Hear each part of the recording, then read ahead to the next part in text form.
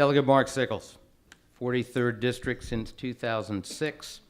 He serves on the Privileges and Elections Committee, Agriculture, Chesapeake and Natural Resources, and Health, Welfare, and Institutions. He partnered with Senator Mark Herring and has been a leader on science and technology commercialization, and that's an area that the JCRC is pleased to join and support. And also, they sponsored key legislation in support of the Virginia Israel Advisory Board during the past session. And he's my delegate, so I'm glad he's here. And Steve is one of my favorite constituents. And I see a lot of familiar faces out there. It's always good to be here. I'm glad he's letting me go a little bit early here. I feel guilty walking in and speaking, but I do have to be someplace else right now that I promised folks that I would go to. But I do enjoy working on the science issues. You know, there's in biosciences, Virginia has a great opportunity in the Mid-Atlantic area to excel in that with our universities working so closely with industry. It's an area where if you don't have government cooperation with business, you will not make it. I mean, it is university funding, university research, and business goes hand in hand to get these companies off the ground.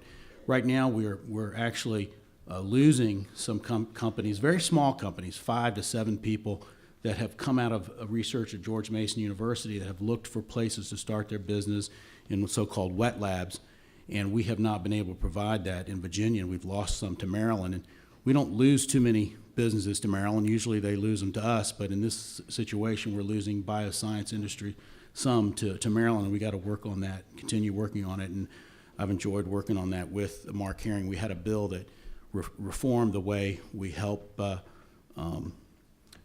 science be targeted and funded a couple years ago. I'd like to echo what Vivian said. She gave a broad outline of the budget situation that we find ourselves in, and one thing that really irks me, and I voted for the budget this year, even though, and I thought we had to make the cuts we made, and we borrowed money or didn't pay money into the Virginia retirement system, a legal obligation that we have to our employees for their retirement. And in a bad economy and coming out of the worst recession in my lifetime, I could see that would be maybe one strategy, even though it's very un-Virginia-like and not conservative in the good sense that we're conservatives in Virginia with regard to our finances. And when we come to the end of the year, the revenues that came in were a little bit better than we predicted they would be. They fell from the year before, but they didn't fall as far as the projections.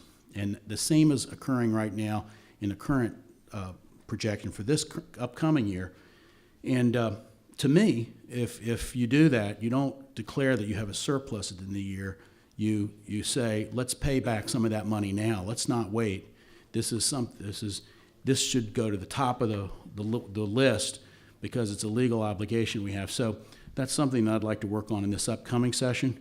I think that since our situation is not as bad as we predicted, there's going to be some debate about the budget coming up in this session, and I look forward to working with your community. I usually have a 100% rating with a Jewish community. I want to keep that. So thank you very much. When we're down there on February 1st, which is our lobbying day, we'll let you know how to keep the 100.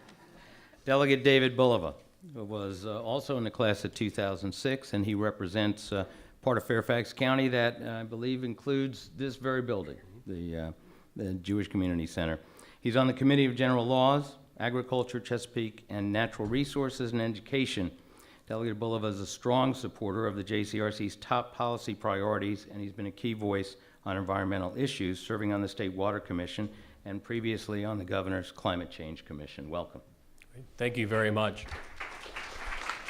It's great to be here, and let me reiterate how proud I am to have the JCC in my district, and I will be sticking around for the duration of the evening, just to go ahead and make that clear. Anyways, I appreciate y'all's advocacy. It's excellent, and it's much needed down in the General Assembly. Thank you. And it is wonderful to see at the top of your priorities list something that is near and dear to my heart, which is environmental preservation, which includes protecting and restoring our Chesapeake Bay. I also sit on the Joint Healthcare Commission and the Housing Commission, which are also dealing with some very, very important issues that I know are near and dear to our heart.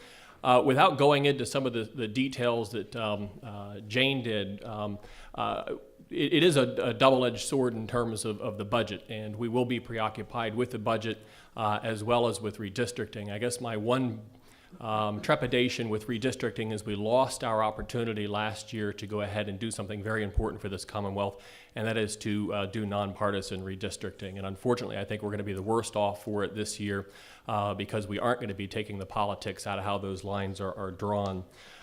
We had to make some very tough decisions last year, and we saw some very good programs, some very necessary programs be cut. Regional planning, which is all that more important during tough times in Northern Virginia, got cut 68%. This is an opportunity, however, to think very carefully about what are core functions of government and what it is that we ought to be doing. But at the same time, you need to make sure that you're making decisions that are best for the long term. The governor did put together a government reform commission that I quite frankly had high hopes for, and I still have high hopes for it, although unfortunately that's been preoccupied by the ABC issue, and I just heard recently that they're all talking about privatization of not only our lottery but also of our prison system, which I think would be a terrible mistake. Privatization, while it can be good, it's worth discussing, is not a cure-all for everything. And you got to remember that some of the trouble that we've been having with our technology system has resulted from the fact that Virginia privatized a lot of our technology functions.